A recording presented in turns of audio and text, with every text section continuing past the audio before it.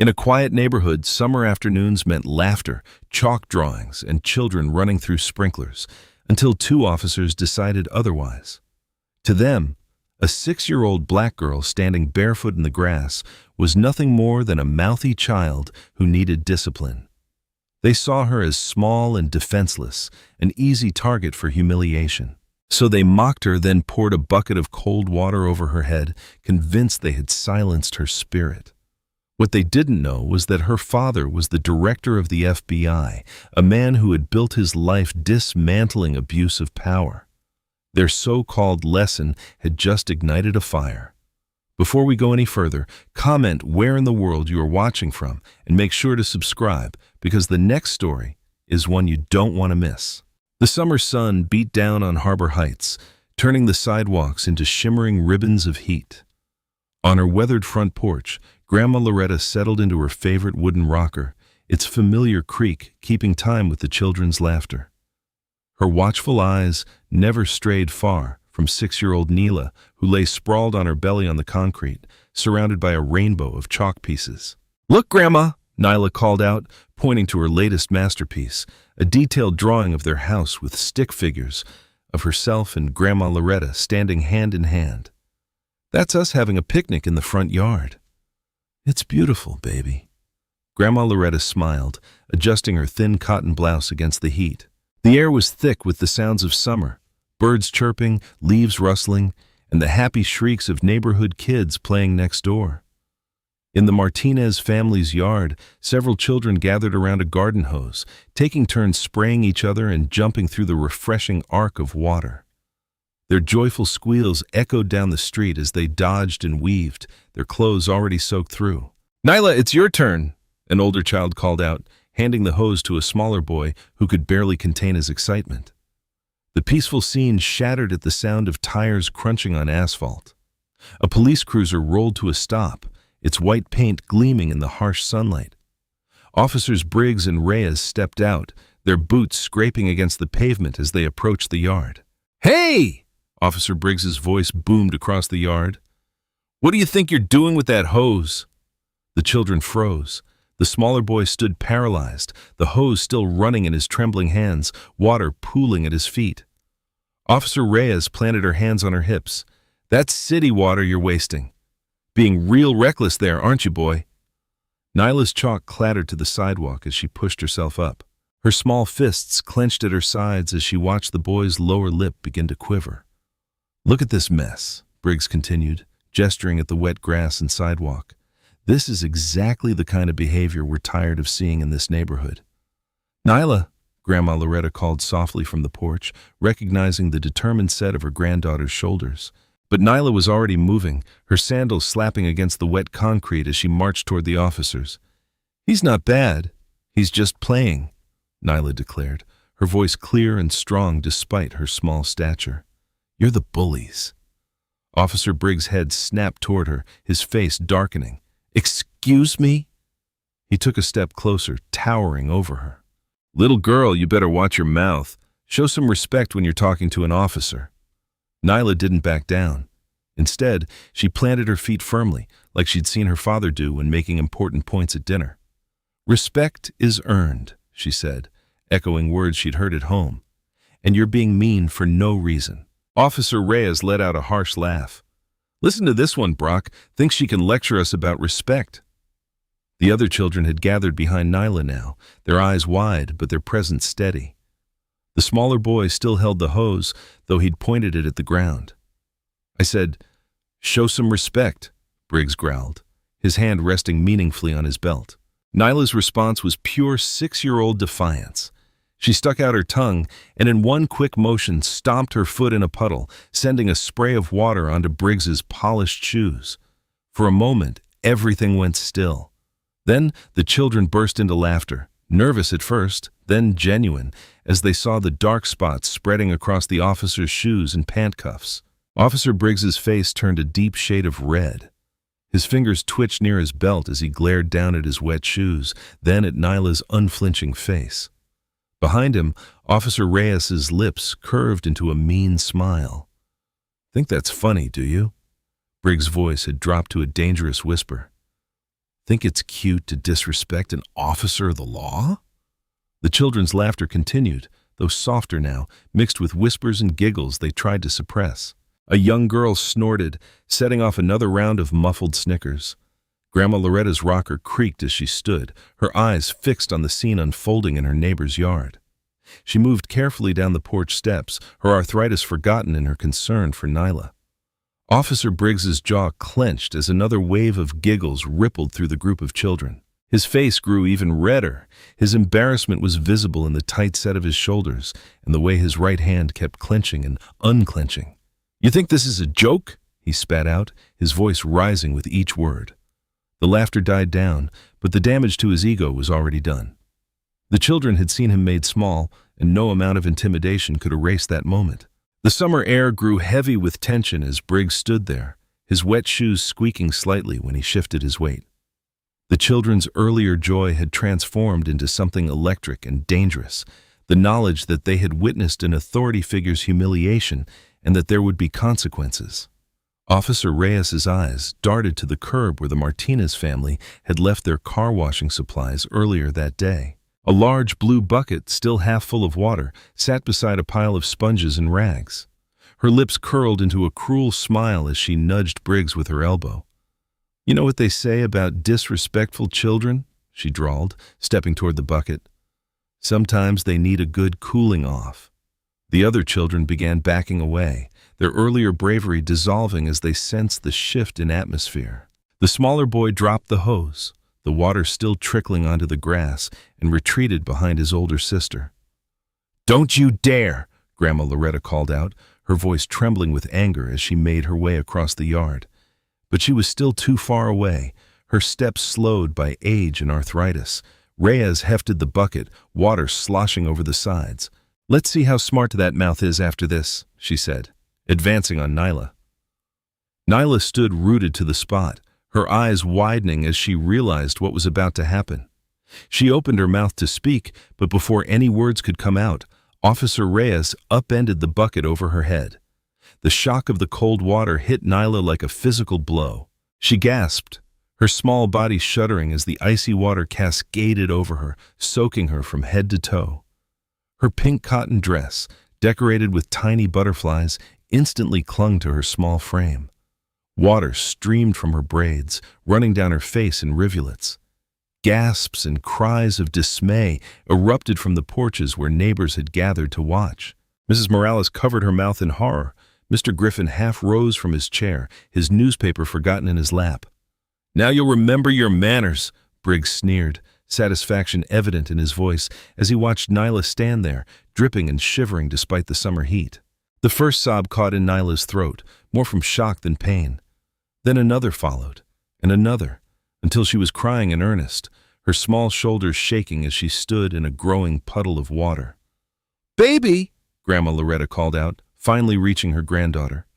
She pulled Nyla close, not caring that her own clothes were getting soaked. "How dare you!" she shouted at the officers, her voice carrying the weight of decades of witnessed injustices. "She's just a child." "She's old enough to learn respect," Reyes replied, dropping the empty bucket with a clatter. "Maybe next time she'll think twice before acting up." "Acting up?" Grandma Loretta's voice rose, even as her hands shook while trying to wipe water from Nyla's face. "She was defending a friend from your bullying. What kind of people are you, treating a 6-year-old like this?" Briggs took a threatening step forward. "Ma'am, you need to watch your tone. We can cite you for interfering with police business." "Police business?" A new voice boomed across the yard. "Is that what you call assaulting a child?" Mr. Caldwell, the neighborhood block supervisor, strode toward them, his face tight with anger. He was a tall man with salt and pepper hair, and his official Parks Department uniform seemed to lend weight to his authority. "Back off, both of you," he ordered the officers, positioning himself between them and Grandma Loretta, who was still trying to comfort a sobbing Nyla. "This doesn't concern you." Reyes started, but Mr. Caldwell cut her off. "Like hell it doesn't. This happened in my jurisdiction and I saw the whole thing from my office window." He pulled out his phone, already typing. "Badge numbers. Now, you're overstepping." Briggs warned, but there was a flicker of uncertainty in his eyes. "No, You overstepped when you decided to terrorize children in my neighborhood, Mr. Caldwell replied firmly. He turned to Grandma Loretta, his voice softening. Mrs. Dorsey, I'm filing a report right now. This kind of behavior is completely unacceptable. Hope flickered across Grandma Loretta's face as she held Nyla closer. The little girl's sobs had quieted to hiccups, but she was still trembling. I'll make sure this goes straight to their superiors, Mr. Caldwell promised, his fingers moving quickly across his phone screen. We have witnesses, and I've been recording since I came outside. The other children had clustered around Nyla now, offering quiet words of comfort. The smaller boy brought over a clean towel from his family's car washing supplies, and his older sister helped wrap it around Nyla's shoulders. You're making a mistake, Officer Reyes said, but her earlier smugness had faded. The only mistake here was yours, Mr. Caldwell replied without looking up from his phone. Now, unless you have actual police business here, I suggest you leave. Your presence is no longer needed or wanted. The officers exchanged glances, clearly weighing their options. Finally, Briggs jerked his head toward their cruiser. They retreated, their boots squelching through the wet grass, but not before Briggs threw one last dark look over his shoulder. The sound of their car doors slamming echoed through the suddenly quiet street. As their cruiser pulled away, Mr. Caldwell placed a gentle hand on Grandma Loretta's shoulder. I'll file a report myself, Mrs. Dorsey, he assured her. This won't be swept under the rug, I promise you that. Later, as the setting sun cast long shadows through Grandma Loretta's living room windows, Nyla sat curled up on the worn floral couch, wrapped in her favorite purple blanket, her hands cupped around a mug of hot cocoa topped with tiny marshmallows. Though hours had passed since the incident, her braids were still slightly damp, and she'd changed into her emergency sleepover pajamas that she kept at her grandmother's house. Take another sip, baby, Grandma Loretta encouraged, settling beside her with her own mug of tea. The familiar scent of chamomile filled the air, mixing with the sweet chocolate aroma. It'll warm you up from the inside out. Nyla took a careful sip, leaving a small chocolate mustache that her grandmother gently wiped away with a tissue. Mr. Caldwell seemed really mad at those officers, she said quietly, her voice still a bit shaky. He sure was, Grandma Loretta agreed, adjusting the blanket around Nyla's shoulders. And he's right to be. What they did was wrong, plain and simple. Mr. Caldwell's going to make sure their bosses know exactly what happened. The kitchen clock ticked steadily in the background as Nyla considered this. Will they get in trouble? She asked, her small fingers tracing the rim of her mug. They should, Grandma Loretta said firmly. Mr. Caldwell's been our block supervisor for 15 years. When he files a report, people listen. He doesn't let things slide, especially not when it comes to protecting our neighborhood kids. Outside, crickets began their evening chorus as darkness settled over the street. Through the window, they could see porch lights clicking on one by one, like stars appearing in the night sky. The Martinez family was still outside, putting away the last of their car washing supplies, speaking in hushed, angry tones about what they'd witnessed. I just wanted to help the boy, Nyla said, her voice small. They were being mean to him for no reason. Grandma Loretta wrapped an arm around her granddaughter's shoulders. You were being brave, standing up for your friend. That's never wrong, even if some people don't like it. They sat in comfortable silence for a while, sipping their drinks and listening to the neighborhood settling down for the night. The familiar creaks of Grandma Loretta's old house, the distant sound of a train whistle, the gentle whir of the ceiling fan all helped create a cocoon of safety around them. As the new day began bright and clear, Nyla was still asleep upstairs in her special room at Grandma's house when Loretta heard the mail truck's familiar rumble. She stepped out onto her porch, breathing in the fresh morning air, and retrieved the small stack of envelopes from her mailbox. Back in her sunny kitchen, she sorted through the usual mix of bills and advertisements until she came to an official-looking envelope from the Harbor Heights Police Department. Her hands trembled slightly as she opened it, a sense of dread building in her stomach. The citation inside was printed on harsh yellow paper. The official seal of the department stamped at the top. As she read the formal language, her coffee grew cold beside her, forgotten. Notice of citation. Interference with police officers during official duties, she read aloud, her voice barely a whisper. During a routine community patrol, Loretta Dorsey did willfully obstruct and interfere with officers performing their lawful duties during a neighborhood disturbance. The words blurred before her eyes as she continued reading. The fine amount at the bottom of the page made her sink heavily into her kitchen chair. Below the citation was a separate sheet, a copy of what was supposed to be Mr. Caldwell's formal complaint. Instead of the detailed account she expected, there was only a brief community note stating that a minor verbal disagreement had occurred between officers and residents, with no mention of the water incident or Nyla at all. The morning sunshine streaming through her kitchen window suddenly felt less warm. The cheerful yellow curtains she'd hung last spring seemed to mock the harshness of the citation in her hands. Outside, she could hear children already playing, their laughter carrying across the morning air. But it didn't lift her spirits as it usually did. The creak of floorboards announced Nyla's presence before she appeared in the kitchen doorway, still wrapped in her blanket from the night before. Her hair was mussed from sleep, and she rubbed her eyes as she padded across the linoleum floor in her sock feet. "Morning, Grandma," she yawned, but then stopped short when she saw her grandmother's expression. "What's wrong?" Loretta tried to hide the citation, but Nyla had already spotted the official letterhead. She was a quick reader for her age, and her eyes widened as she recognized the police department's logo. "What's that paper?" Nyla asked, coming closer. She peered at the yellow sheet, her face scrunching up as she tried to make sense of the adult words. Grandma Loretta's hand shook as she set the citation down on the table.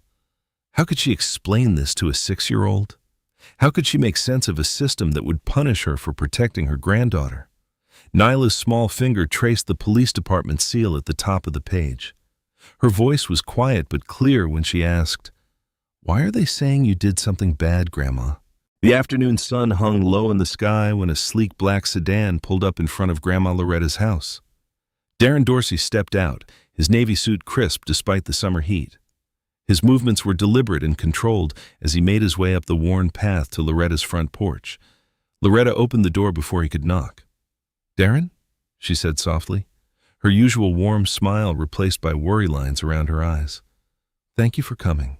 "Where's Nyla's backpack?" he asked, his voice steady but tight. Even in casual conversation, Darren carried himself with the careful precision of someone used to weighing every word. "In the kitchen," Loretta replied, leading him inside. "Still damp, I'm afraid. I didn't want to put it in the dryer and risk ruining her school things." The pink backpack sat in a puddle on Loretta's kitchen floor, water still occasionally dripping from its saturated fabric. Darren picked it up, water seeping into his perfectly pressed sleeve. His jaw clenched slightly, the only visible sign of his anger. "Tell me everything," he said, pulling out a kitchen chair and sitting down. His posture remained straight, but his eyes softened as Nyla came running in from the living room. "Daddy!" she called out, throwing herself into his arms. Despite his formal suit, Darren gathered her close, one hand gently touching her still damp braids. "Hi, sweetheart," he murmured. "Grandma tells me you had a rough day." Loretta settled across from them, the yellow citation paper placed carefully on the table between them. As she recounted the events, Darren's expression remained neutral, but his hand tightened slightly on Nyla's shoulder each time Loretta described the officer's actions. "They dumped water on her, Darren." Loretta's voice cracked. "Cold water from a dirty bucket, right there in front of everyone, like she was nothing. And now this citation." She pushed the paper toward him. Darren read it slowly, his eyes moving methodically across each line. The kitchen clock ticked loudly in the silence. Outside, a group of kids rode past on their bikes, their cheerful voices floating through the window like a reminder of how childhood should be, carefree and unafraid. "Did I do something wrong, Daddy?" Nyla asked quietly, her small fingers playing with his tie. Darren set the citation down and turned Nyla to face him fully. "No, baby, you weren't wrong. You saw someone being treated unfairly and you spoke up. That takes courage. But they made Grandma get in trouble." Nyla's lower lip trembled. "Because of me." "This isn't your fault," Darren said firmly. He reached into his inner suit pocket and removed his credentials, placing them on the table next to the citation. The FBI director's badge gleamed in the afternoon light. Loretta's eyes widened. Though she knew Darren worked for the FBI, she hadn't realized the extent of his position. "Darren," he said quietly, his finger tracing the edge of his badge. I could make this go away with one phone call. I could have those officers transferred to the coldest, most remote station in Alaska by morning. The kitchen fell silent except for the gentle whir of the ceiling fan. Even Nyla seemed to sense the weight of the moment, sitting still in her father's lap. "But that's not how we're going to handle this," Darren continued, his voice taking on the measured tone he used in federal briefings. "We're going to do this right. By the book. Because that's how real change happens." He pulled a small notebook from his pocket and began writing with precise strokes. "We'll document everything. The initial confrontation, the water incident, the retaliatory citation, the altered supervisor's report. We'll build a case that can't be buried or explained away." "What about the other families?" Loretta asked. "This isn't the first time those officers have thrown their weight around at the park. We'll gather those stories too." Darren nodded. "Every incident, every complaint, every pattern of behavior. We'll expose not just these two officers, but the system that protects them." Nyla watched her father write, her small face serious.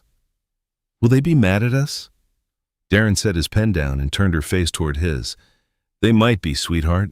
Standing up to bullies isn't easy, but you've already shown more courage than those officers ever have. We're going to make sure that they learn that badges don't give them the right to hurt people." The afternoon light was fading when Darren finally stood, Nyla's damp backpack in one hand, his daughter's small hand in the other. "I'll have someone from the Civil Rights Division contact you tomorrow, Mama Loretta," he said. "Don't worry about that citation. We'll handle it legally." Loretta walked them to the door, hugging Nyla tight before they left. "You're sure about doing this the slow way?" she asked Darren quietly. "It's the right way," he replied, his voice firm. "They expect anger. They expect retaliation. What they don't expect is patience and procedure. We'll show them what real justice looks like." Later that night in Nyla's bedroom, Darren tucked his daughter into bed. Her room was a child's sanctuary with twinkling fairy lights strung across the ceiling and well-loved stuffed animals standing guard on her shelves. He smoothed her favorite unicorn blanket, making sure she was cozy and warm. "Daddy?" Nyla's voice was sleepy. "Are you mad at me for making trouble?" Darren leaned down and kissed her forehead. "You didn't make trouble, baby. You shined a light on it, and I'm so proud of you for that." He adjusted her nightlight and moved toward the door. "This is not over," he whispered, watching his daughter's eyes close as sleep finally claimed her. The crisp energy that always filled the J. Edgar Hoover building greeted Darren Dorsey's shoes as they clicked against the polished floor while he made his way through the familiar corridors, nodding to agents who stepped aside respectfully. His face betrayed nothing of the storm brewing inside him. In his office, Darren carefully arranged the documentation on his desk. The citation issued to his mother-in-law lay beside photographs of Neela's water-soaked clothes and sworn statements from witnesses at the park. His assistant had already prepared the formal request for a pattern or practice investigation, the pages waiting for his signature like soldiers ready for battle. "Send in Deputy Director Alvarez," Darren spoke into his intercom, his voice steady. While waiting, he straightened his tie and checked that every document was perfectly aligned. Control and precision. These were his weapons now. Sarah Alvarez entered, her sharp eyes taking in the unusual array of papers on her boss's typically pristine desk. "Director Dorsey?" "Have a seat, Sarah." Darren gestured to the chair across from him. "I'm initiating a formal civil rights investigation into the Harbor Heights Police Department." He slid the main document toward her. "And I'm recusing myself immediately." Alvarez's eyebrows rose slightly as she scanned the first page. "This involves your daughter."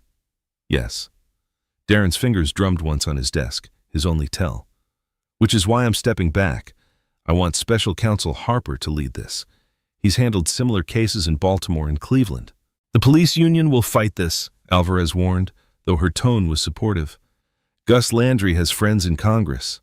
"Let them fight," Darren replied, signing the final authorization with his characteristic precise strokes. "We'll do this by the book. Every I dotted, every T crossed. They can't bury the truth if we don't give them any shadows to hide in." Across town at the Harbor Heights Police Precinct, Sergeant Burke's office hummed with activity.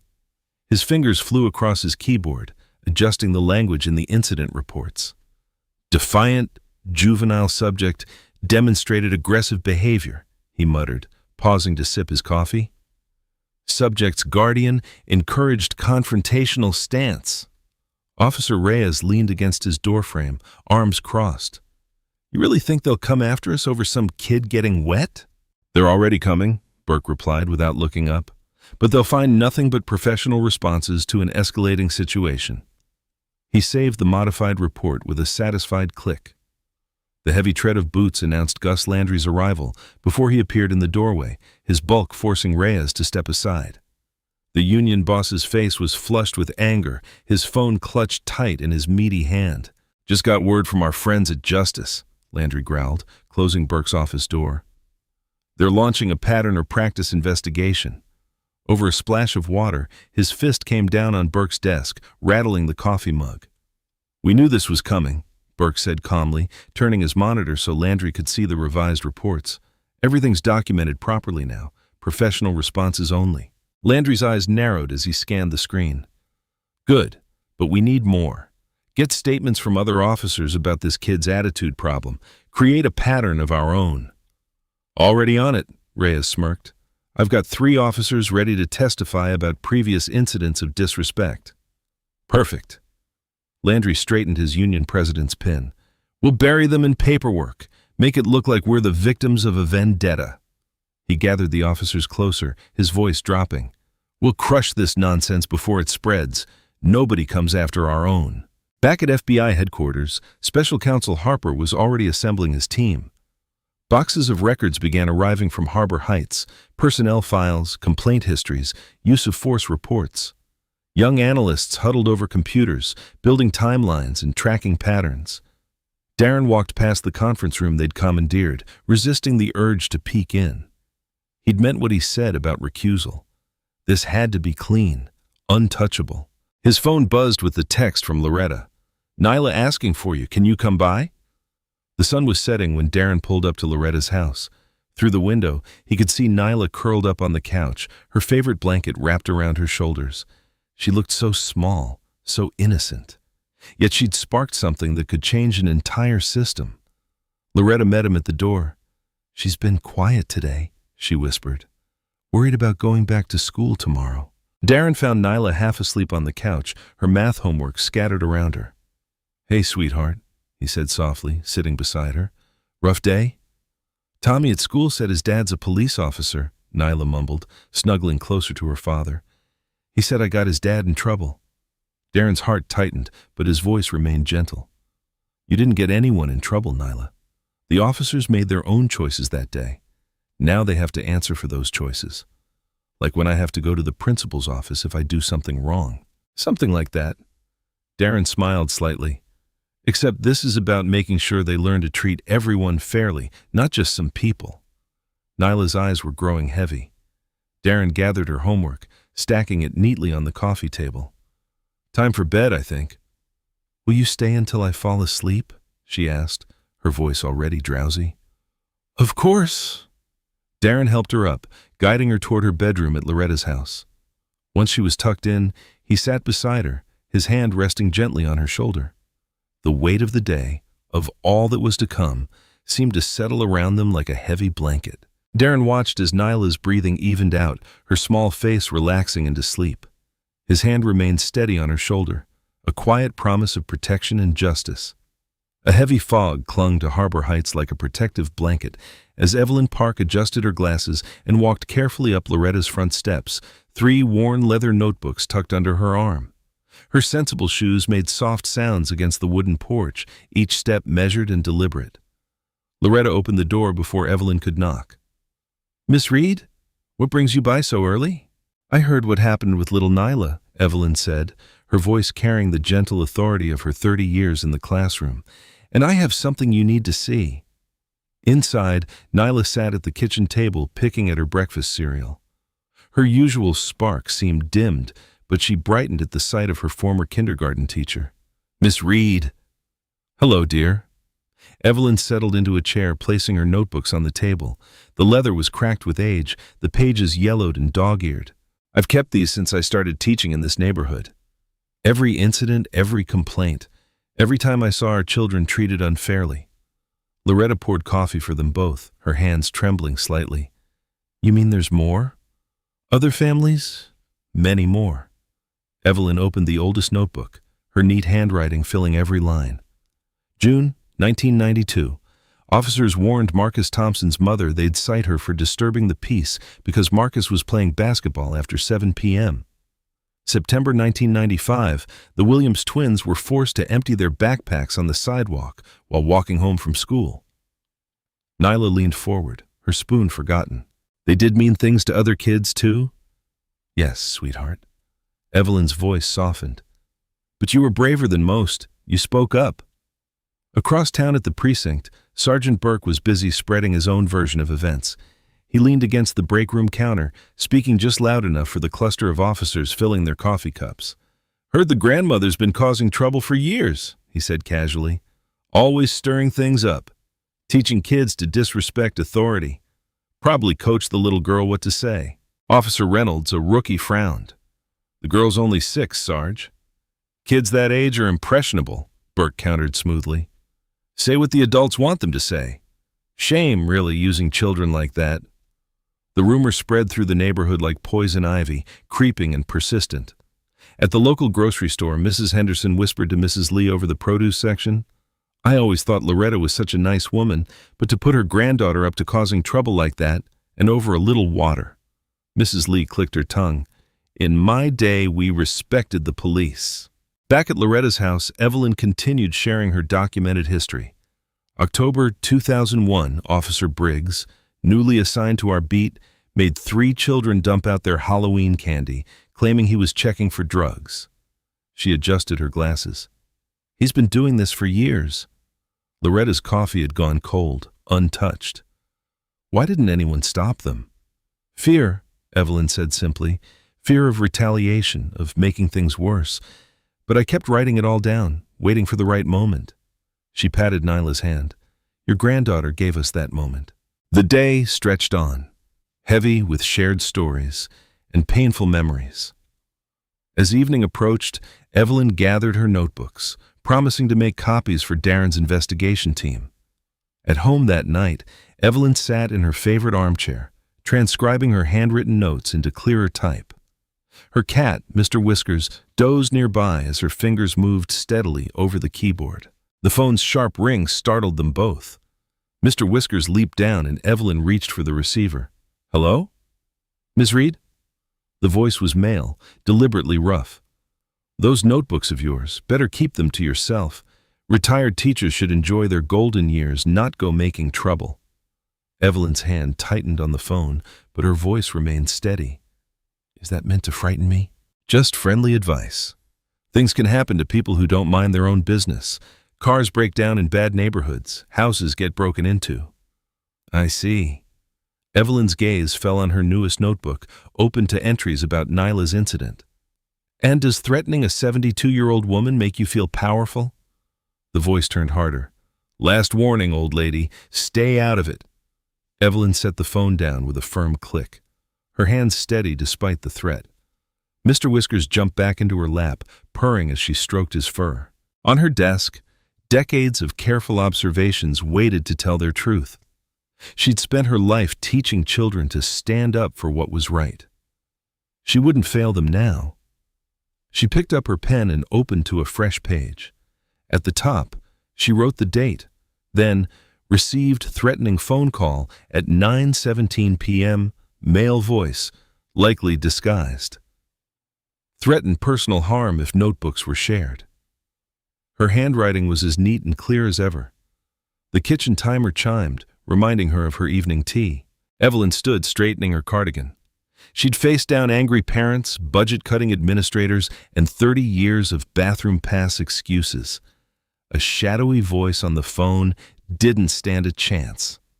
The bus stop bench grew hot in the sun as Grandma Loretta sat waiting. She fanned herself with a folded newspaper, watching cars drift past on their way to somewhere else. The metal bench had grown hot in the sun, but she didn't mind. After 40 years working for the post office, she'd learned to find comfort in discomfort. A shadow fell across her feet. She looked up to see a young man in a police cadet's uniform shifting his weight from one foot to the other. His name tag read Ruiz. "Ma'am?" His voice cracked slightly. "Mrs. Dorsey?" "That's right." Loretta studied him carefully. He couldn't have been much older than her youngest grandson. Cadet Diego Ruiz glanced over his shoulder, then back at her. "Mind if I sit?" She patted the bench beside her. "Plenty of room." He sat stiffly, hands clasped between his knees. Sweat beaded on his forehead, and Loretta couldn't tell if it was from the heat or nerves. I was there that day, at the park. I saw what happened to your granddaughter." Loretta's fan stilled. "Were you one of the officers who—" "No," Diego said quickly. "I was just observing, part of my training, but—" He swallowed hard. "There's something you should know." A bus rumbled past, its brakes squealing. Diego waited until the noise faded before continuing. "They call them presence metrics. It's not official policy. You won't find it written down anywhere. But every officer assigned to neighborhoods like yours gets pressured to maintain what they call active presence." "Active presence?" Loretta's voice was soft but firm. "It means—" Diego's shoulders hunched. "We're supposed to make sure people see us, feel us, write up kids for little things, playing in sprinklers, hanging around too long, being too loud, especially in certain neighborhoods." "You mean black neighborhoods?" He nodded miserably. "They say it's about preventing bigger problems, teaching respect for authority early. But really," his voice dropped, "it's about making sure people know who's in charge." A mother walked past, pushing a stroller. Diego fell silent until she was out of earshot. "Officers who don't write enough citations get bad shifts, worse assignments. The ones who are proactive, like Briggs and Reyes, they get praised, promoted." Loretta's newspaper was crushed in her grip now. And how many children have they humiliated? How many families have they terrorized? "Too many." Diego's badge caught the sunlight. "I joined to help people, to make things better, but this—" He shook his head. "What they did to your granddaughter, dumping that water on her. I can't stop seeing her face. But if I testify—" "You're afraid," Loretta said, not unkindly. "They'll destroy my career before it starts. Maybe worse." His laugh was hollow. "I still have student loans to pay." Loretta thought of Nyla, standing proud even as water dripped from her braids, of Evelyn Reed refusing to be silenced. She turned to face the young cadet fully. "Let me tell you something about fear, child." Her voice carried the weight of years. "I was there when they turned fire hoses on children in Birmingham. Saw dogs set loose on peaceful protesters. Watched my father lose his job for trying to register voters." Diego met her eyes for the first time. "Fear is a tool they use to keep us quiet," she continued, "to make us think twice about standing up, speaking out. But here's what I learned. Sometimes the truth costs you, but silence costs more." A warm breeze rustled through nearby trees. In the distance, children's laughter drifted from a backyard. "Those metrics you mentioned?" Loretta smoothed her crumpled newspaper. "They're hurting real children, real families, every citation, every humiliation. It teaches our babies to be afraid in their own neighborhoods, to see themselves through cruel eyes." Diego's hands were trembling slightly. "I know, and now you have a choice." Loretta's tone was gentle but unflinching. "You can keep quiet, keep your head down, maybe rise up through their ranks, but every time you see another child harassed, another family intimidated, you'll know you had a chance to stop it." Another bus approached. Loretta stood, gathering her purse. "Or you can speak up. Yes, it might cost you. Truth often does. But you'll be able to look in the mirror and see someone who chose right over easy." Diego remained seated, conflict etched across his young face. I need to think." "Of course you do." Loretta adjusted her hat. "But remember this, that badge you wear, it's supposed to mean protection, not persecution. Right now you're protecting the wrong people." The cadet stood slowly, his uniform suddenly seeming too large for his frame. Without another word, he turned and walked away, his steps uneven on the sun-baked sidewalk. Loretta watched him go, noting how his shoulders curved inward, bearing the weight of conscience. The truth she'd spoken hung in the humid air behind him, invisible but heavy as chainmail. Each step seemed to fight against it, but the words had found their mark.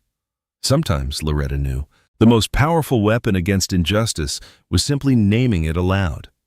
Her bus arrived with a hiss of brakes. As she climbed aboard, she said a silent prayer for the young cadet's courage. The doors closed behind her with a decisive snap. Gray clouds hung low over Harbor Heights as the special counsel's office hummed with activity, while federal agents sorted through boxes of documents. The subpoenas had landed like stones in a still pond, sending ripples through the police department's carefully maintained facade. Deputy Director Alvarez spread maintenance logs across her desk, cross-referencing dates and locations. "Look at this," she called to her colleague. "Every maintenance bucket at Heritage Park gets refilled daily, even in winter. But the log shows 0 legitimate uses." Across town, Evelyn Reed sat at her kitchen table surrounded by decades of careful observations. Her neat handwriting filled notebook after notebook. Dates, times, incidents stretching back through years of watching from her second-floor window overlooking the park. "I started keeping track after they harassed my grandson in '98, she explained to the federal investigator seated across from her. Her fingers traced along a page of cramped writing.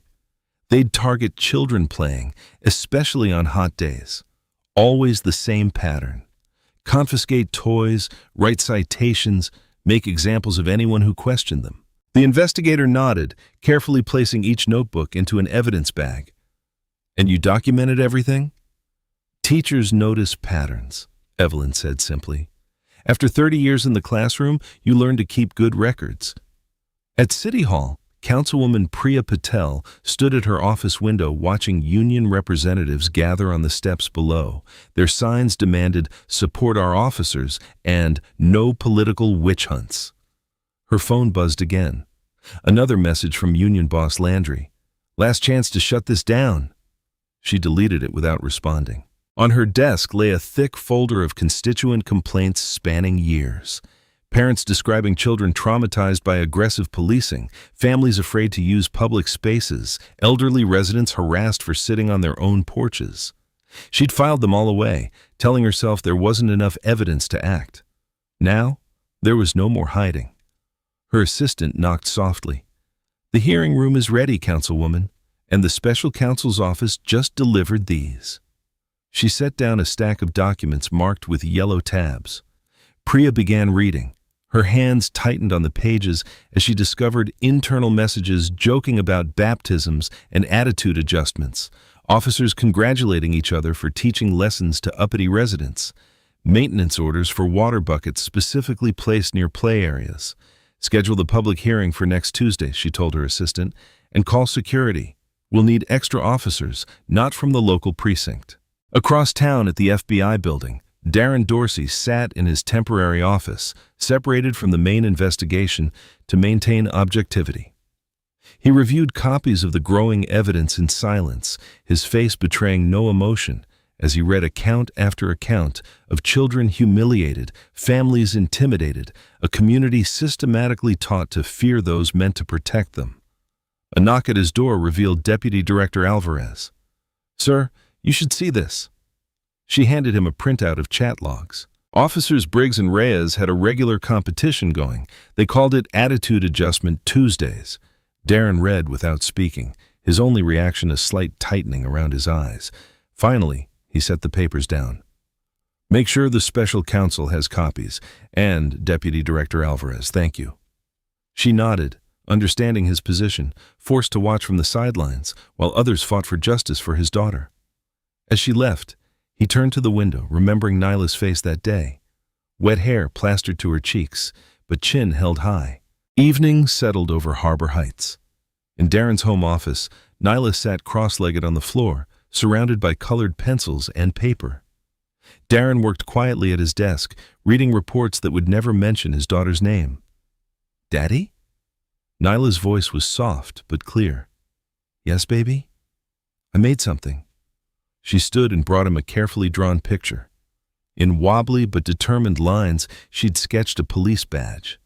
Across its center, in large purple letters, she'd written, "Sorry." Darren set down his papers and pulled her onto his lap. "That's very good, Nyla. Can you tell me about it?" "It's what their badges should say," she explained, tracing the letters with her finger. "Because when you do something wrong, you're supposed to say sorry and mean it." Darren held her close, breathing in the familiar scent of her hair. "That's right, baby. That's exactly right." "Will they have to say sorry?"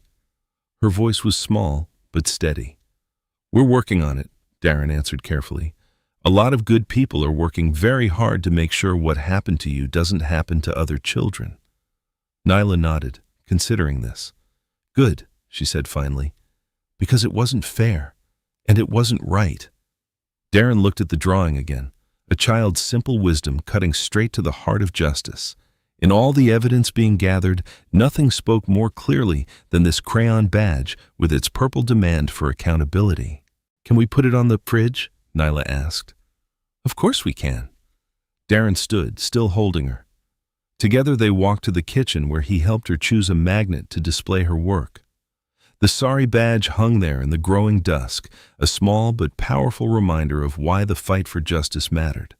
Not for vengeance or power, but for every child's right to play without fear, to speak without punishment, to expect better from those who wore real badges. Unusual activity filled the county courthouse as police cruisers lined the street, their lights reflecting off the building's glass facade. Inside, the marble halls echoed with hurried footsteps as reporters gathered in clusters, their voices low but excited. In a private waiting room, Grandma Loretta sat straight-backed on a wooden bench, her hand clasped tightly around Nyla's smaller one. The little girl wore a crisp yellow dress, her hair carefully braided with matching ribbons. "Remember what we talked about?" Loretta said softly. "No matter what happens today, you did nothing wrong." Nyla nodded, swinging her feet that didn't quite reach the floor. "I know, Grandma. Daddy says the truth is stronger than lies." Down the hall, the grand jury had been meeting since early morning. 23 citizens sat listening to evidence, viewing body camera footage, reading through text messages and maintenance logs. They heard testimony about presence metrics and systematic harassment. They saw photos of a small girl in a soaked dress, standing proud despite her humiliation. Outside the jury room, Special Counsel Harper organized her files, her face carefully neutral. She'd presented a solid case, not just about one incident, but about years of abusive practices disguised as community policing. The evidence was clear, but grand juries could be unpredictable. In another part of the building, Officers Briggs and Reyes waited with their union representatives. Briggs's leg bounced nervously while Reyes picked at her fingernails, her usual smirk replaced by worry lines around her mouth. "They can't prove intent," their union lawyer assured them. "It was a simple disciplinary action that got blown out of proportion." But Briggs wasn't so sure.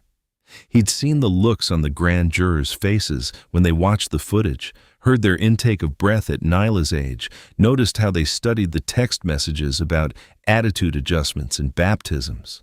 The courthouse cafeteria buzzed with speculation. Clerks and attorneys huddled over coffee discussing odds. "The FBI doesn't bring cases they can't win," one veteran prosecutor remarked. "And did you see those chat logs?" By early afternoon, word spread that the grand jury had reached their decision. The hallways filled with tension as people waited for the announcement. Darren Dorsey sat in his temporary office across town, deliberately distant from the proceedings. He'd recused himself completely, trusting in the system he'd served for decades. His phone sat silent on his desk. He'd hear the news when everyone else did. At 2:15 p.m., the court clerk emerged with sealed envelopes. Reporters straightened their jackets and checked their microphones. Photographers adjusted their lenses. The indictments came down like hammer blows. Officer Brock Briggs, 2 counts of child endangerment, 1 count of civil rights violations under color of law, 1 count of conspiracy to violate civil rights. Officer Dana Reyes, 2 counts of child endangerment, 1 count of civil rights violations under color of law, 1 count of conspiracy to violate civil rights. Additional sealed indictments were issued with names to be revealed pending arrests. The clerk's voice rang clear through the packed courthouse. The defendants are to surrender their badges and weapons immediately. They will be suspended without pay pending trial. In the waiting room, Loretta's hands trembled as she received the news. Beside her, Nyla sat very still, her small face serious as she listened to the adults talking. "What does it mean, Grandma?" she whispered. "It means," Loretta explained carefully, "that those officers did something wrong, and now they have to answer for it, just like anyone else who breaks the law." Outside the courthouse, news crews set up their equipment. The story was already spreading through Harbor Heights. 2 officers indicted, suspended without pay, more arrests possibly coming. In the park where it all started, parents gathered, sharing the news in hushed, hopeful tones. Evelyn Reed stood in her usual spot by her second-floor window, watching children play freely in the afternoon sun. No patrol cars circled today. No officers stood menacingly by the water fountains. She opened a fresh notebook and wrote the date, adding simply, "Justice begins." At the police precinct, Chief Leonard Beck locked himself in his office, ignoring calls from the mayor's office. He drank. Burke quietly began shredding documents until a federal agent appeared in his doorway, warrant in hand. "I wouldn't do that if I were you, Sergeant," the agent said mildly. "Destroying evidence is a federal offense." Union boss Landry stormed through the station shouting about appeals and media bias, but fewer officers seemed to be listening. Rookie Diego Ruiz watched from his desk, a small smile playing at the corners of his mouth. As the afternoon wore on, neighbors began gathering on Loretta's street. They brought covered dishes and lemonade, setting up an impromptu celebration on front porches and in tiny yards. Children played freely with garden hoses, their laughter ringing out without fear. The media wanted interviews, but Loretta kept Nyla away from the cameras. They stood together on the courthouse steps, watching the busy scene below. News vans lined the street. Reporters talked into microphones, and police union representatives made angry statements to anyone who would listen. But none of that mattered to the grandmother and granddaughter standing quietly together. Loretta wrapped her arms around Nyla's shoulders, drawing her close. The little girl leaned back against her grandmother's steady presence, both of them absorbing the weight of the moment. "Maybe justice is real after all," Loretta whispered, her voice thick with emotion. A bitter chill filled the air despite the summer sun as, at the Harbor Heights Police Department, IT technician Gary Morton stared at his screen in apparent distress, sweat beading on his forehead. "Total system failure," he announced to Chief Beck. "The evidence servers crashed sometime over the weekend. Backups are corrupted too."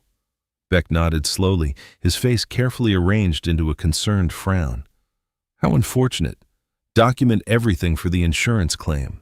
By noon, word spread through the courthouse that years of body cam footage, internal communications, and digital evidence had vanished. The chat logs showing officers joking about teaching respect to neighborhood kids, gone. The maintenance records proving the water bucket incident was planned, erased. Special Counsel Harper paced her office, phone pressed to her ear. "This is more than coincidence," she argued. "We need emergency preservation orders for any remaining—" "Too late," her tech specialist interrupted. "They're claiming catastrophic hardware failure. Everything's wiped clean."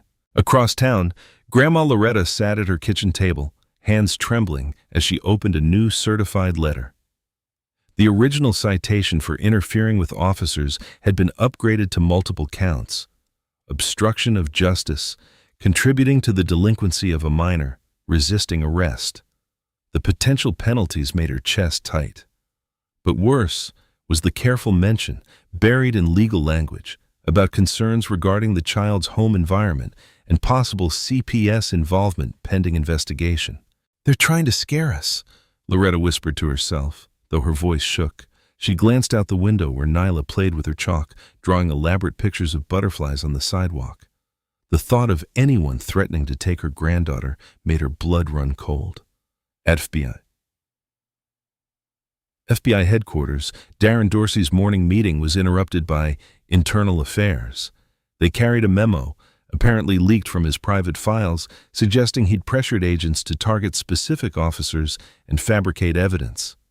"This is a forgery," Darren stated calmly, studying the document. The signature looked real, but he recognized subtle differences. Years of forensic training hadn't gone to waste. Nevertheless, the IA officer replied, "Pending investigation, you're placed on administrative leave. Please surrender your credentials." Darren handed over his badge and gun without argument. He'd expected something like this. Corruption never went quietly. Still, the weight of the law settled heavy in his stomach as he packed up his office. Back at the precinct, Officers Briggs and Reyes returned to duty, restricted to desk work, but welcomed as heroes. Other officers stopped by their desks with coffee and donuts, sharing knowing smirks. "Hey, Reyes," one called out. "Heard it's going to be hot this week.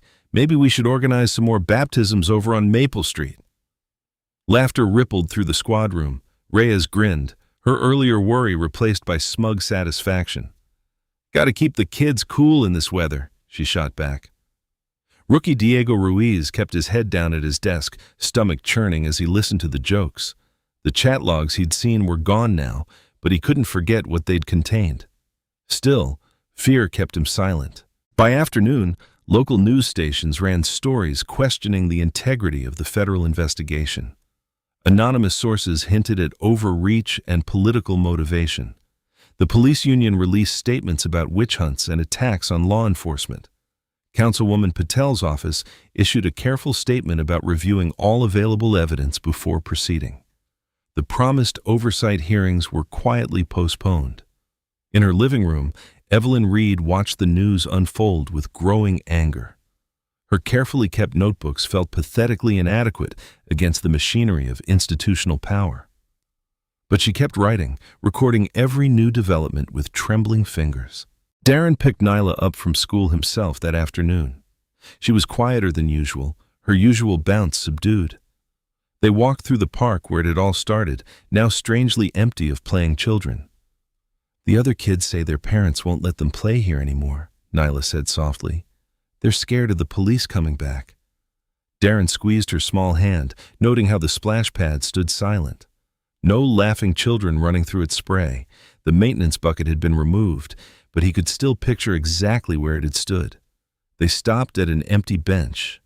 Nyla kicked her feet, not meeting her father's eyes. The weight of recent events seemed to press down on her small shoulders. "Daddy," she finally whispered, her voice small and uncertain. "Was I wrong to talk back that day?" Darren knelt in front of her, gently taking both her hands in his.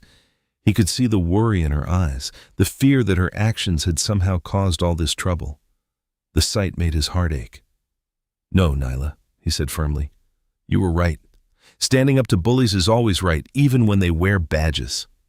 Nyla's lower lip trembled.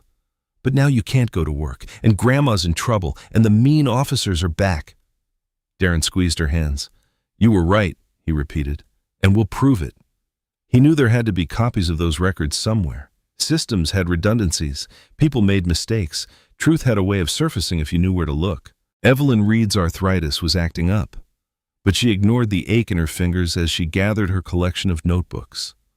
Decades of careful observations, written in her neat teacher's handwriting, filled box after box. She'd started keeping records back in 1982 when her fourth-grade student Tommy Williams came to class with a bruised face after a talk with officers about playing basketball too late.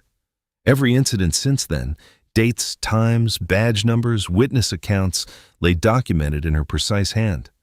The taxi dropped her at Loretta's house just after 9. Nyla answered the door, her usual sparkle somewhat dimmed, but still present. "Miss Reed," she exclaimed, giving the older woman a careful hug. "Are those all books?" "Records, sweet girl," Evelyn replied, letting Loretta help her carry the boxes to the dining room table. Sometimes the best weapon against lies is just writing down the truth day after day. They began sorting through the notebooks chronologically. Loretta's hands trembled as she read entries from years past. April 15, 1989. Officers Maxwell and Peters confiscated children's bikes for suspicious activity. Riding on sidewalk, returned 3 days later, damaged. July 3, 1995. Officer Drake poured out Williams' family's cooler at Park BBQ, claimed alcohol suspected. Only contained fruit punch, verified personally. September 12, 2008. New presence metrics policy announced at community meeting. Captain Stone's stated goal to maintain order through visible enforcement. Page after page documented the steady drip of harassment, humiliation, and intimidation. Children's games interrupted, parents searched without cause, belongings confiscated or damaged, all carefully noted with times, dates, and officer names. "Lord have mercy," Loretta whispered, wiping her eyes. "We weren't crazy. It wasn't just in our heads." "No," Evelyn said firmly. "It was real, every bit of it, and now we have proof." They were still reviewing the notebooks when Loretta's phone rang. She answered cautiously, then straightened up. "Diego," she said. "Are you all right?" The young cadet's voice shook even through the speaker. "Mrs. Loretta, I can't sleep, can't eat. What they did to that little girl, what they're still doing, it's eating me up inside." "I know, son," Loretta said gently. "Sometimes doing right is harder than staying quiet." "There's more," Diego continued. "The server crash. It wasn't complete. We use an off-site vendor for backup storage. Department policy. I checked this morning. Everything's still there. Chat logs, body cam footage, maintenance records. But they'll notice if I access it." Loretta's hands were steady now as she picked up her other phone and dialed Darren. When she explained, his response was immediate. "Put him on speaker."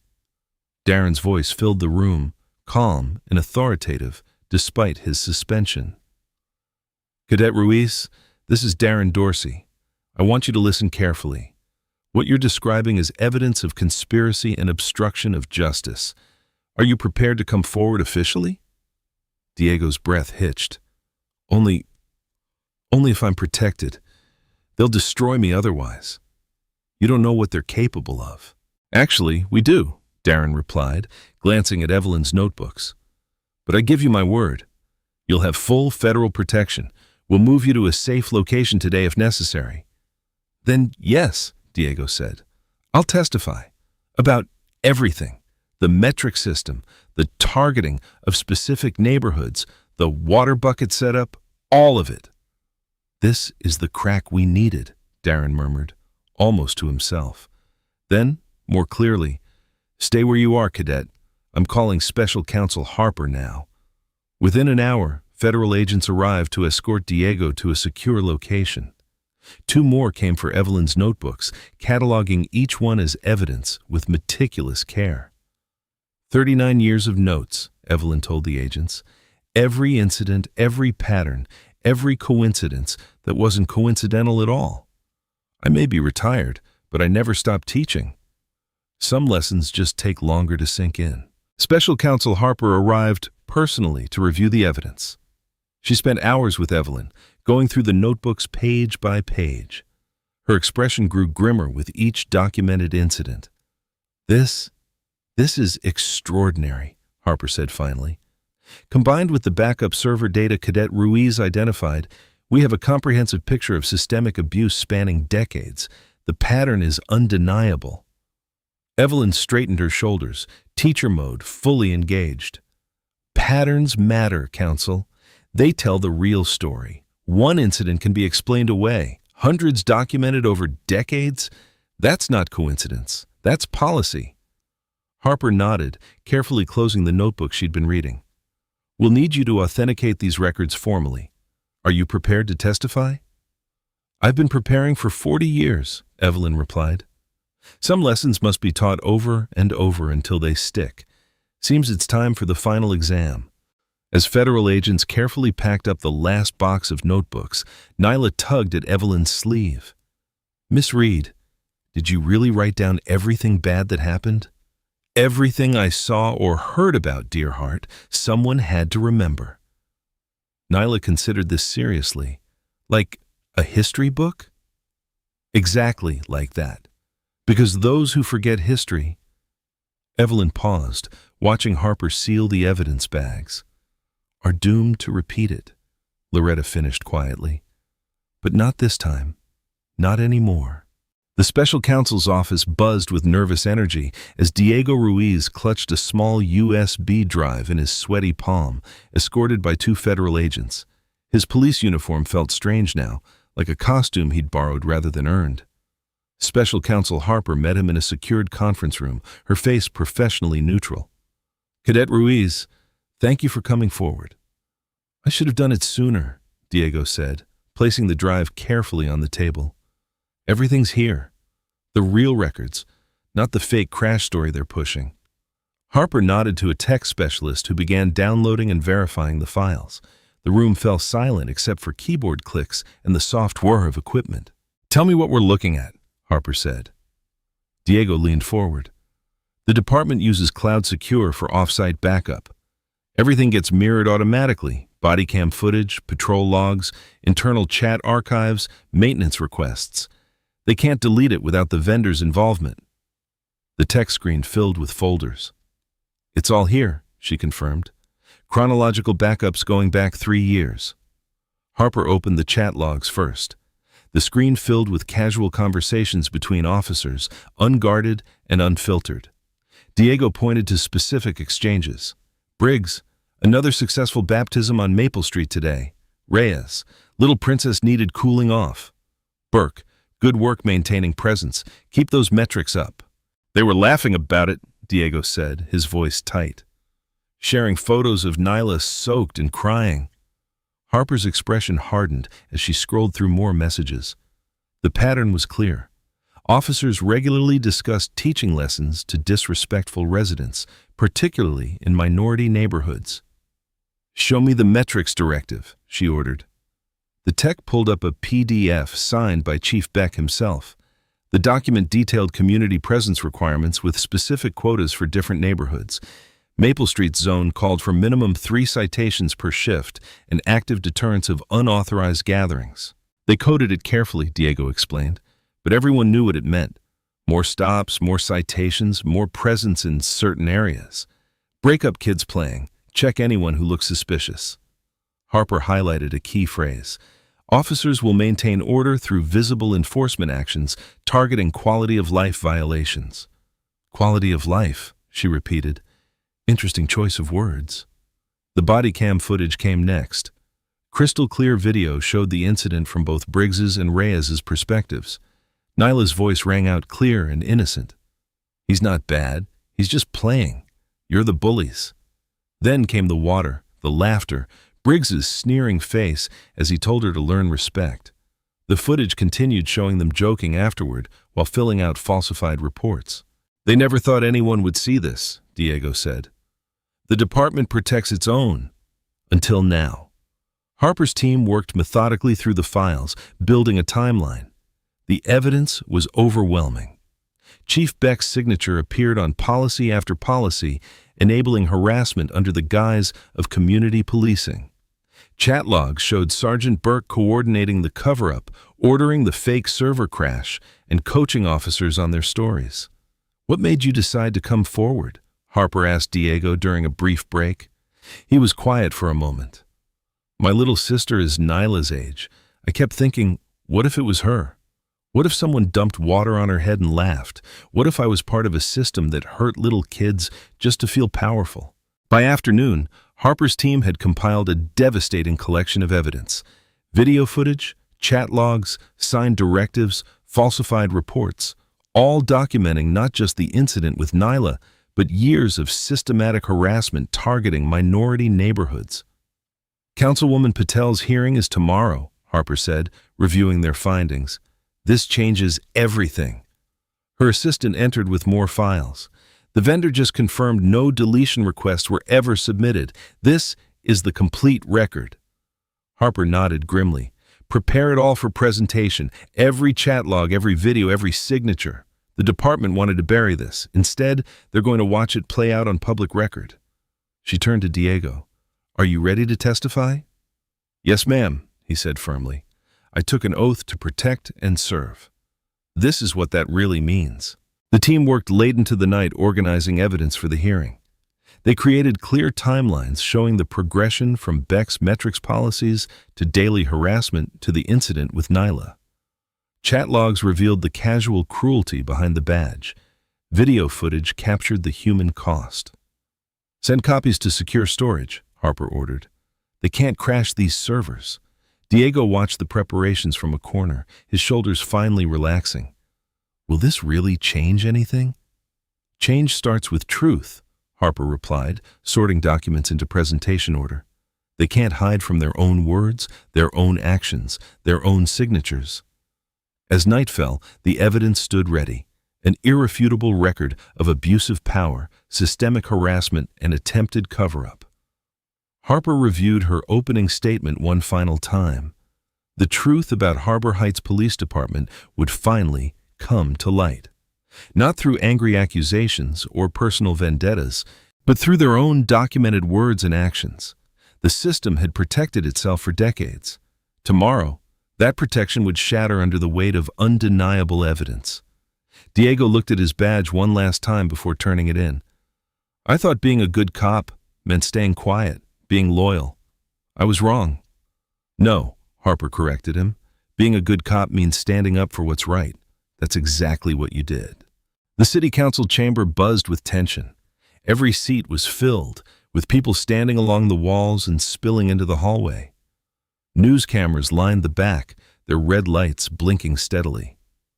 Councilwoman Priya Patel sat straight-backed at the center of the raised platform, her face a careful mask of neutrality. To her left and right, other council members shuffled papers nervously. The clock struck 9. This oversight hearing will come to order, Patel announced, bringing down her gavel. The sharp crack silenced the murmuring crowd. Chief Beck sat at the respondents' table looking polished in his dress uniform. Beside him, Sergeant Burke tugged at his collar. Their lawyers whispered urgently between them. Special Counsel Harper rose from the prosecutor's table. Councilwoman, members of the board, we're here today to present evidence of systematic civil rights violations by the Harbor Heights Police Department. She nodded to her assistant, who dimmed the lights. A projector hummed to life, displaying the first chat log transcript. The timestamp showed the day of the incident with Nyla. These are unaltered communications between Officers Briggs and Reyes, captured through the department's secure messaging system, Harper explained. The messages appeared line by line. Briggs: little princess got what she deserved. Reyes: bet she won't mouth off again. Briggs: one baptism down, plenty more to go. Gasps rippled through the chamber. Beck's jaw tightened visibly. Harper continued methodically. This was not an isolated incident. More screenshots appeared, dozens of similar exchanges spanning months, officers casually discussing teaching lessons to residents in minority neighborhoods, sharing photos of confrontations, joking about attitude adjustments. Now let's examine the policy behind these actions. Harper displayed the department's patrol directives. Note the signature at the bottom of each page. Chief Beck's name appeared clearly on document after document. Each one detailed presence metrics for different neighborhoods, with notably higher requirements for areas like Maple Street. Sergeant Burke. Harper turned to face him directly. Please explain these metrics to the council. Burke shifted uncomfortably.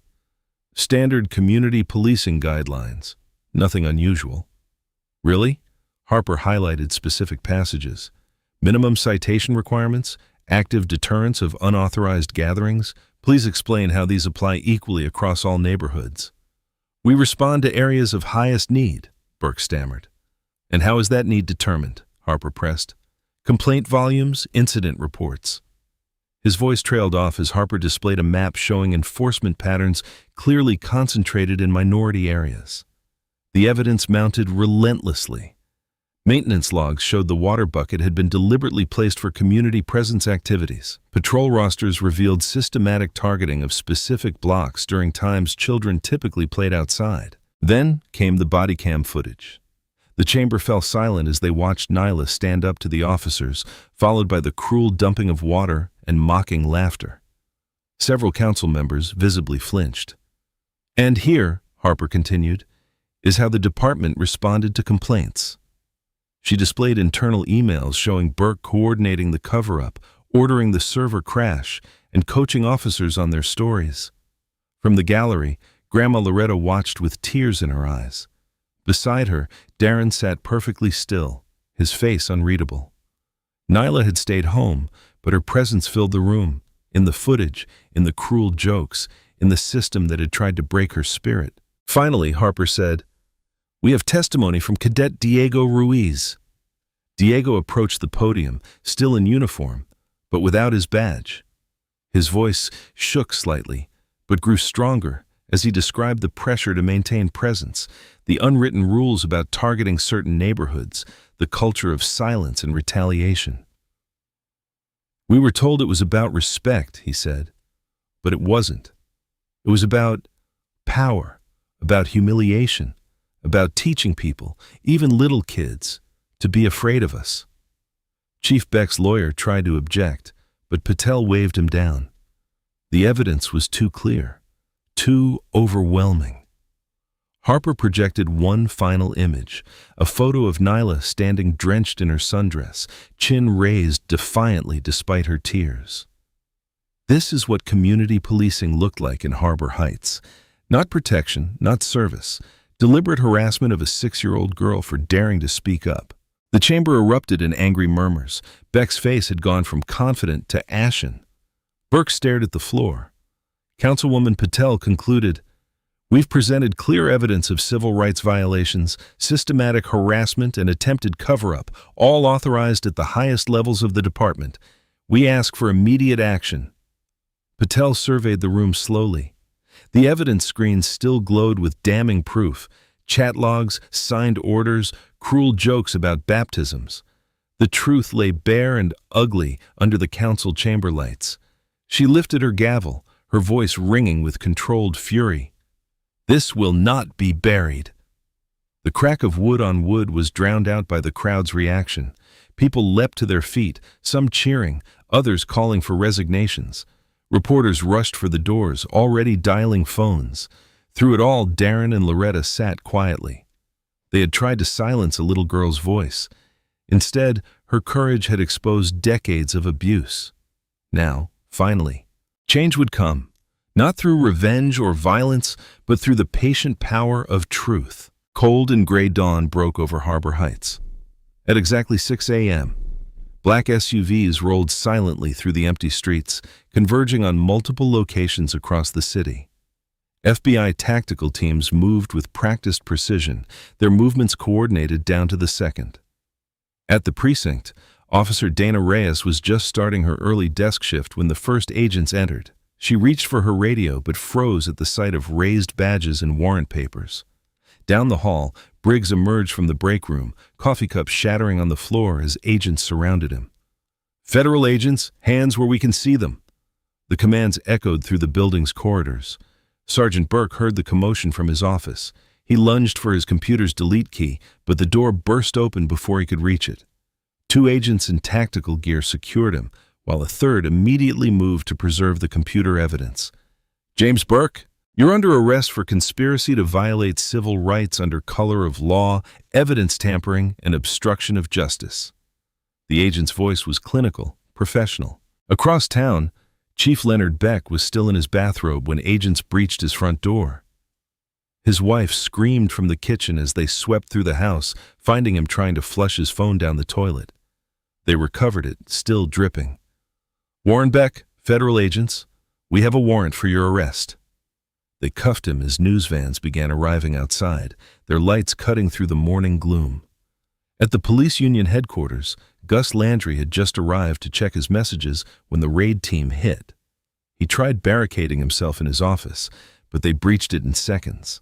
Files scattered across the floor as they took him down, his protests lost in the chaos. Local news crews, tipped off by the multiple raids, broadcast live footage across the city. Helicopter shots showed the coordinated operation unfolding simultaneously at a dozen locations. Computer contractors, records offices, even the company that maintained the precinct's servers, all were being searched under federal warrants. In the FBI command center, a special agent coordinated the operation. Target 3 secured. Evidence team entering at Site 7.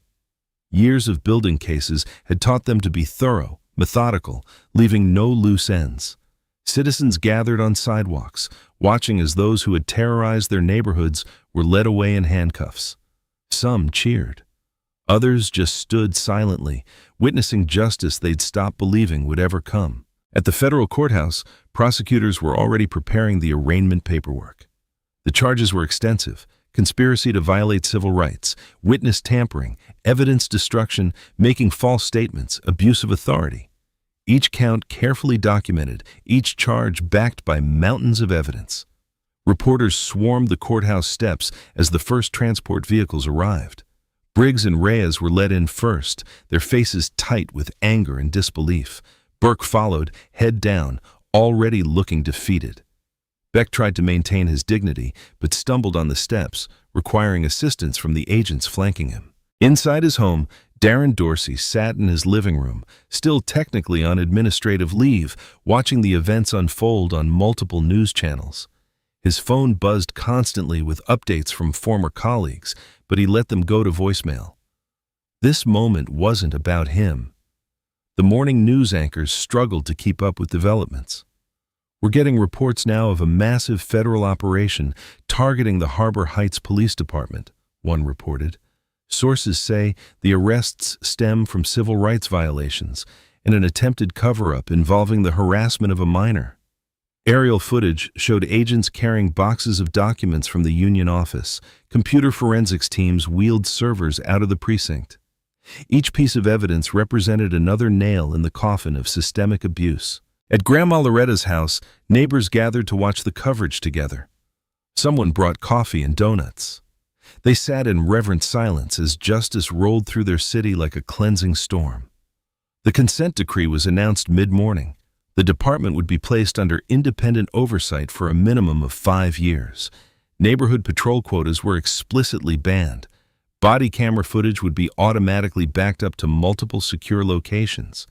Community review boards would have real power to investigate complaints.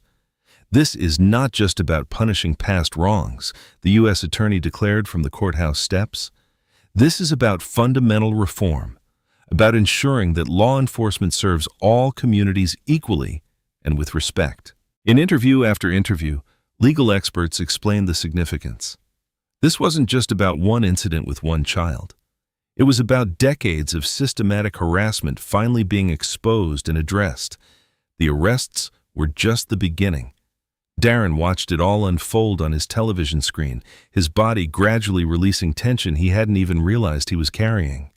He thought about Nyla, about her courage in standing up to bullies, about how her simple act of defiance had cracked open decades of abuse. His phone buzzed again, this time with a text from the Attorney General. "Justice served. Come back to work Monday." But Darren didn't respond yet. He just sat, watching as the morning's events replayed across every channel, finally allowing himself to exhale. Outside his window, the sun broke through the morning clouds, casting long shadows across Harbor Heights. In precinct holding cells and federal detention centers, the architects of oppression were learning what it felt like to be powerless. In neighborhoods across the city, people began to believe that maybe, just maybe, change was possible after all. Darren closed his eyes and breathed deeply, feeling the weight of the past weeks begin to lift. The system had worked, slowly but inexorably, grinding toward justice, not through force or revenge, but through the patient application of law. Sometime later, Nyla sat in the federal courthouse wearing her favorite yellow dress. Her small hand gripped Grandma Loretta's tightly as Officers Briggs and Reyes stood before the judge in orange jumpsuits, their badges and uniforms long gone. The courtroom was packed but silent. Even the usual shuffle of papers seemed muted. Judge Harrison's voice carried clearly through the heavy air. "As part of your plea agreement, you will now directly address the child you wronged." Briggs stepped forward first, his face drawn and pale. Gone was the swagger, the sneer, the air of untouchable authority. He turned to face Nyla, his hands trembling slightly. "Miss Dorsey," he began, his voice cracking, "what I did to you was wrong. Dead wrong. I was supposed to protect you, but instead I hurt you because my pride was wounded by a 6-year-old telling the truth." He swallowed hard. "I'm sorry for using my power to humiliate you. I'm sorry for teaching other officers that cruelty was okay. You were braver and more honest than I've ever been." Reyes followed, her usual smirk replaced by genuine shame. Nyla, I poured that water on you because I thought it was funny to make a little girl feel small. I wanted to teach you to be afraid of police. That was evil, and I will carry that shame forever." Tears rolled down her cheeks. "You showed more dignity soaking wet than I ever did in a uniform." Nyla listened solemnly, her chin held high. When they finished, she whispered to her father, "Can I say something?" Darren nodded and helped her stand on her chair. "I forgive you," she said clearly, her voice carrying through the hushed courtroom. "But you have to promise to never be mean to kids again."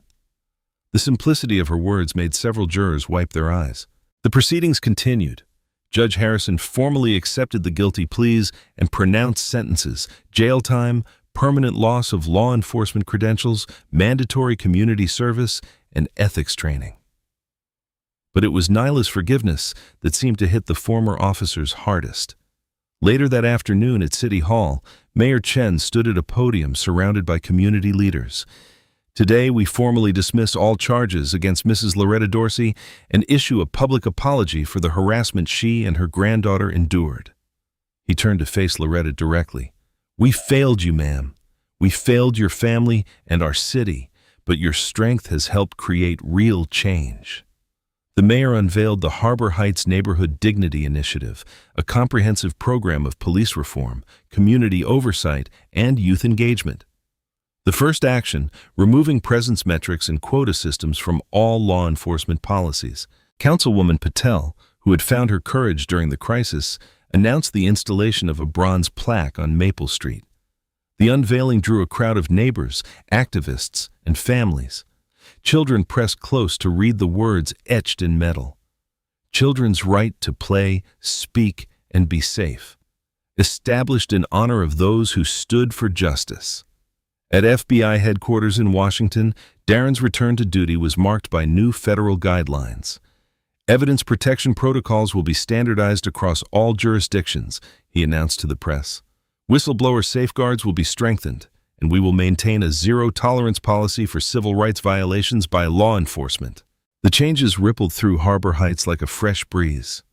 Park supervisors welcomed families with smiles instead of suspicious glances. New officers trained under community mentors. Kids played freely. Their laughter no longer seen as a threat to order. Back on Maple Street, neighbors gathered for a block party to reclaim their space. Tables overflowed with food, music filled the air, and garden hoses created rainbow arcs in the afternoon sun. Kids darted through the spray, squealing with delight. Nyla stood before the new plaque, carefully sounding out each letter as water droplets sparkled around her. "Dignity," she spelled, bouncing with each letter. Her yellow dress was damp from play, but this time from joy, not cruelty. Grandma Loretta watched from her porch swing, remembering the day everything changed. A tear slid down her cheek as she saw Nyla leap through another spray of water, completely uninhibited. "Look, Grandma," Nyla called out, pointing to the plaque. "That's our word now." Loretta smiled, her heart full. "Yes, baby," she said softly. "Your voice made them listen. Your voice made them change." Darren sat beside his mother-in-law, watching his daughter play. The weight of his badge felt different now, not a burden of power, but a reminder of responsibility, of justice done right, even when it was hard, especially when it was hard. Evelyn Reed strolled by with her notebooks, now archived in the city's Civil Rights Museum. Diego Ruiz, who had found his courage to speak truth, played catch with neighborhood kids while wearing his new community liaison badge. Even Councilwoman Patel had stopped by, accepting a plate of Loretta's famous cookies with genuine warmth. The late afternoon sun caught the bronze plaque, making the words glow like a promise. Children raced past it, their feet pattering on wet concrete, their voices rising free and unafraid into the summer air. This was what justice looked like. Not just punishment of the guilty, but restoration of joy, dignity, and trust. Through it all, Nyla continued her water ballet, spelling out Dignity again and again. Each letter a celebration, each splash a reminder that sometimes the smallest voices spark the biggest changes. I hope you enjoyed that story. Please share it with your friends and subscribe so that you do not miss out on the next one. In the meantime, I have handpicked 2 stories for you that I think you will enjoy. Have a great day.